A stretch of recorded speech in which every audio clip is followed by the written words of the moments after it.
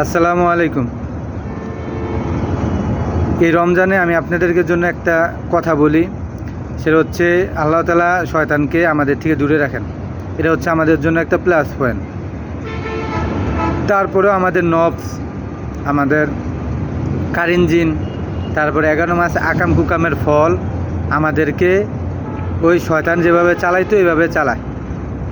এগুলার থেকে যতটুকু সম্ভব নিজেকে বাঁচিয়ে রাখবেন।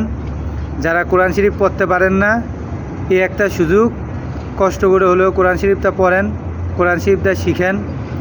যারা টুকটাক দোয়াগুলো পারেন না, ফর এক্সাম্পল আপনার বাবা মারা গেল, মা মারা গেল, আপনার জানাজার দোয়াটা পারতেছেন না, হুট করে দিয়ে দাঁড়ায় রয়েছেন, সূরা ফাতিহার পর কী পড়বেন আপনি জানেন না, জানাজার দোয়া এগুলো শিখবেন, দোয়া কুনুত শিখবেন, ইম্পর্টেন্ট কিছু হাদিস শিখবেন, নামাজে কোনটা কীভাবে 10টা সূরা অন্ততপক্ষে সই শুদ্ধভাবে হুজুর থেকে শিখে নেবেন।